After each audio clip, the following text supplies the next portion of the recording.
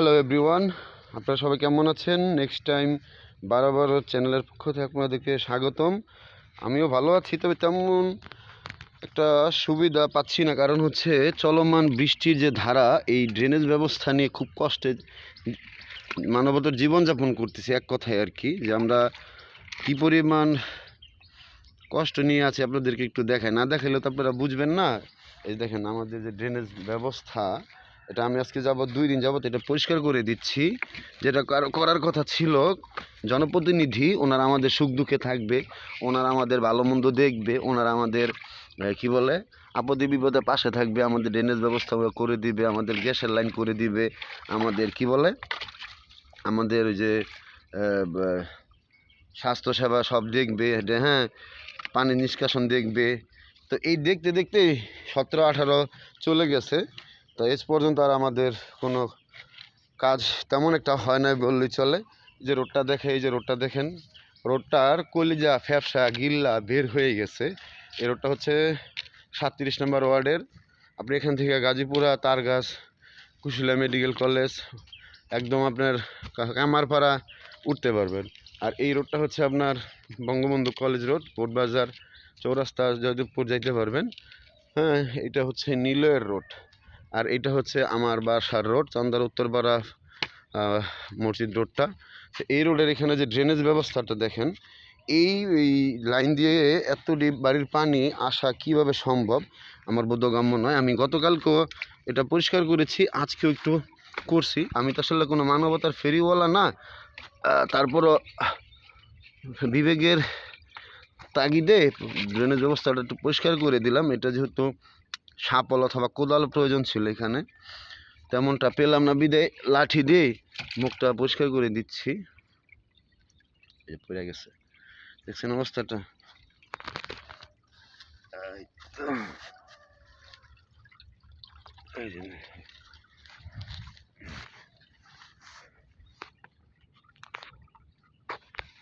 দেখছেন, পানির অপর নাম জীবন, পানির অপর নাম হচ্ছে মরণ। আমরা বেশ কিছুদিন যাবৎ পানিবন্দি। হ্যাঁ, এখন কেউ আমাদের খোঁজখবর নেয় না, কেউ নিতে আসেও না, আসবেও না। সামনে যখন নির্বাচন আসবে তখন মোটামুটি দেখবেন যে প্রার্থীর ছড়াছড়ি, উন্নয়নের ছড়াছড়ি, এটা করে দেবো সেটা করে দেব, কিন্তু কেউ বলবে না ভাই আগে ড্রেনটা পরিষ্কার করি নিজের তাগিদে। হ্যাঁ, এই যে দেখেন ড্রেনের যে ময়লার মুখ বন্ধ হয়ে যাওয়ার অবস্থাটা, ঠিক আছে ভাই? দিন শেষে তো আমরা মানুষ, এটা মানতে হবে। আপনার দ্বারা যদি একটা ব্যক্তি পানিবন্দি থাকে, আপনার কষ্ট হওয়ার কথা। আপনার সারাদিন যখন ঘুমের থেকে উঠবেন, তখন দু একটা ভালো কাজ করার চিন্তা মাথায় রাখতে হয়, ঠিক আছে? যাক, মোটামুটি যতটুকু পারছি ততটুকু করে দিলাম। দেখছেন অবস্থাটা কি? টলি দিয়া একদম শেষ। এখানে এই গ্রামে না হলো আপনার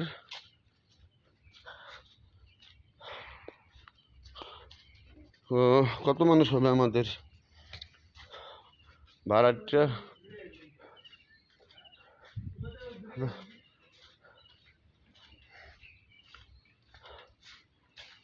মোটামুটি হাজারো মানুষের উপরে বসবাস হবে। এই দেখেন এরকম একটা চিকন ড্রেন দিয়ে আসলে কি এই ময়লা পাস হওয়ার কথা, পানি যাওয়ার কথা? দেখেন, আপনাদেরকে একটু সরজমিনে না দেখাইলে আপনারা চিনবেন না, বুঝবেন না। আসলে মানুষ জনপ্রতিনিধিদের গালিগালাজ করে কেন করে, আপনাদেরকে একটু দেখাচ্ছি। দেখেন সরজমিনে রাস্তার অবস্থাটা। বৃষ্টি হইলে এখানে মোটামুটি মাছ ধরা যায়। হ্যাঁ,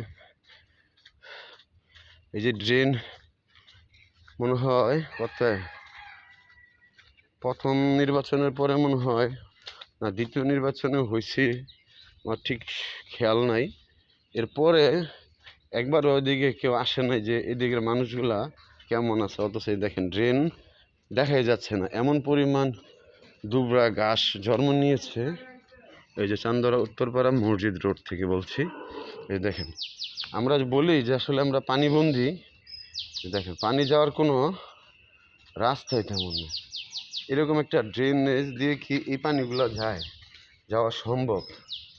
দেখেন ওনারা আসবে নির্বাচন আসলে, এটা করে দেব সেটা করে দেব, কাজের বেলায় কিছুই না। এই যে আপনার ওখানে দেখতে পাচ্ছেন একটা লাইট মসজিদের, এটা আমি নিজের উদ্যোগে লাগিয়েছি, সিটি কর্পোরেশন থেকে লোক এসেছিল। এই যে একটা লাইট অন্ধকার হয়ে আছে, কোনো খোঁজ খবর নাই। আমাদের যে সাবেক কাউন্সিলর ছিল সাইফুল ইসলাম দুলাল, উনি মেম্বার থেকে পর্যন্ত আসছে, ওনার অবদানের থেকে অবদান নাই বললেই চলে। এই যে দেখেন সিটি কর্পোরেশনের রাস্তাঘাটের অবস্থাটা দেখায় আপনাদেরকে, দেখেন কি পরিমাণ শান্তি নিয়ে আসি রে ভাই, মশা তো ফিরি। এই যে দেখেন কোনো বামেল গল্প না। এই দেখেন আপনারা ভাবতেছেন যে আমি এখন কোনো নদীর ধারে হাঁটতেছি না ভাই। এই দেখেন এলাকার রাস্তাঘাটের অবস্থাটা দেখেন, দেখছেন? এই দেখেন,